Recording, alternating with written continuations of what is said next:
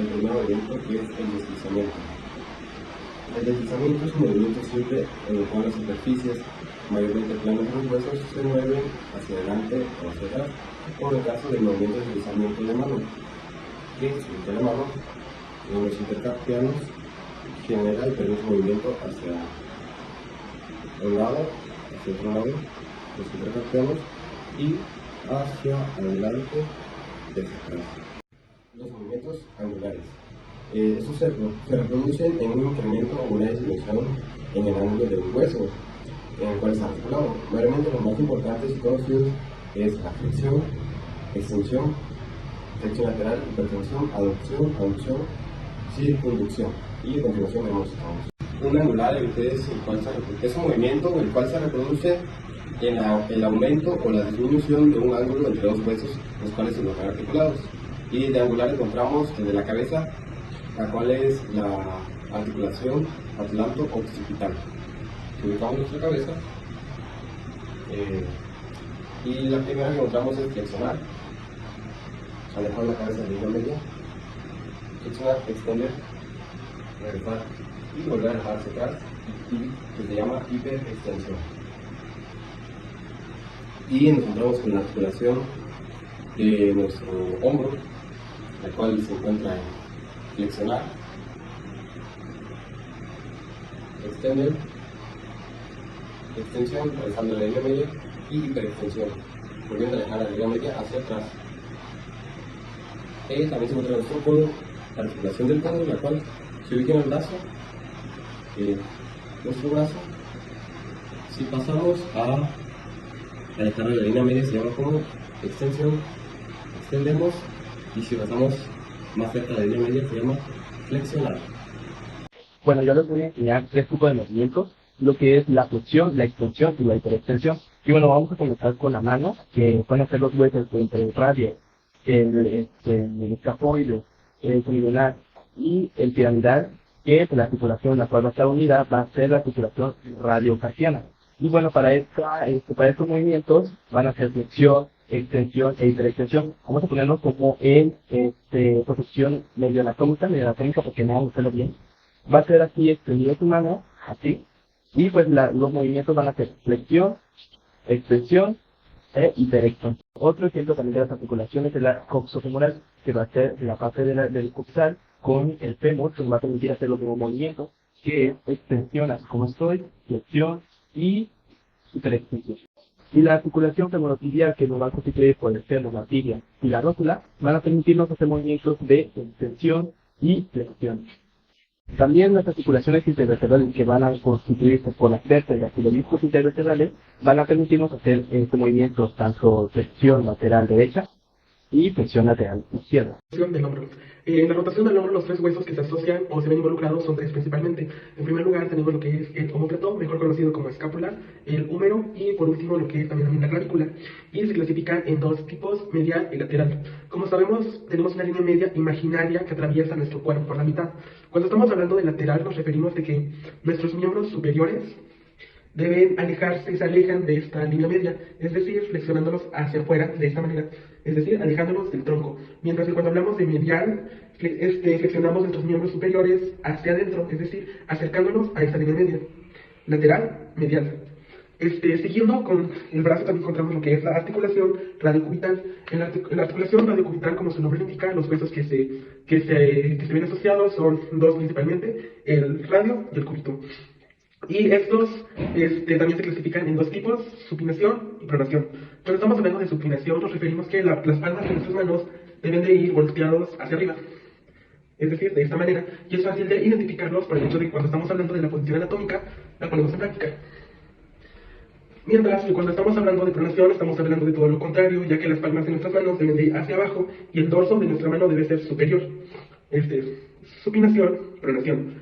Y por último también encontramos lo que es la oposición. Sin embargo, la oposición ya va dentro de la clasificación de la articulación capo-metacarpiano.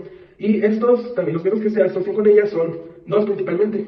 Lo que es el primer metacarpiano y por supuesto el trapecio un hueso de la mano. Y estos básicamente se refieren al hecho de que nuestro pulgar debe atravesar la palma con el fin de tocar lo que son las yemas de nuestros dedos de esta manera. Circunducción es un movimiento circular del extremo distal de una parte del cuerpo. No es un movimiento aislado, sino es una secuencia continua de flexión, abducción, extensión, aducción y rotación de la articulación. En la angulación del hombro, la articulación se da de esta manera.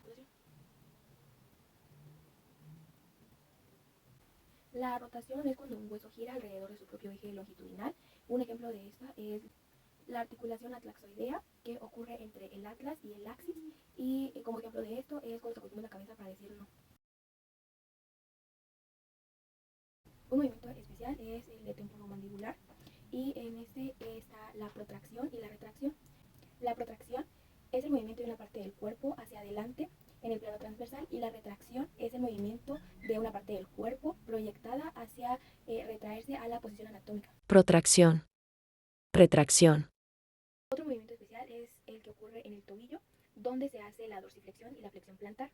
La flexión del pie en el tobillo o articulación talocrural se hace entre la tibia, el peroné en dirección al dorso. Un ejemplo de eso es cuando el individuo se para sobre los talones. Y la flexión plantar implica doblar el pie en la articulación del tobillo en dirección a la superficie plantar o inferior cuando se eleva el cuerpo para pararse sobre los dedos del pie.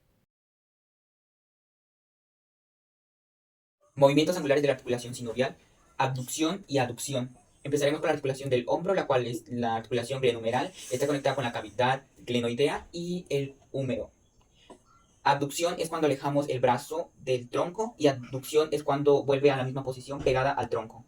Ahora vamos con la articulación de la muñeca, la cual está conectada con el hueso del radio y los carpos. Para esto necesitamos una posición pegada al tronco, la mano pegada al tronco con la vista al frente. Y cuando decimos aducción es cuando alejamos de la línea media, y cuando decimos aducción es cuando vuelve a su misma posición. Vamos con la articulación de la cadera, la cual está denominada como coxofemoral. Está conectada con los huesos coxales y la cabeza del fémur. Para esto, nosotros trazamos la línea media imaginaria, y cuando decimos abducción es cuando se aleja de la línea media a esta posición, y cuando dice aducción es cuando vuelve a regresar a su misma posición, a la misma línea. Vamos con la articulación de la mano, la cual está denominada como metacarpofalángicas, y para esto se traza una línea media siguiendo a la falange número 3, ahí debemos trazar la línea media, y cuando decimos abducción es cuando se aleja de la línea media, y aducción es cuando se vuelve a la línea media. Siguiendo con las articulaciones senoviales, también tenemos las articulaciones de la cadera, que pues igual que también tiene articulaciones sinoviales.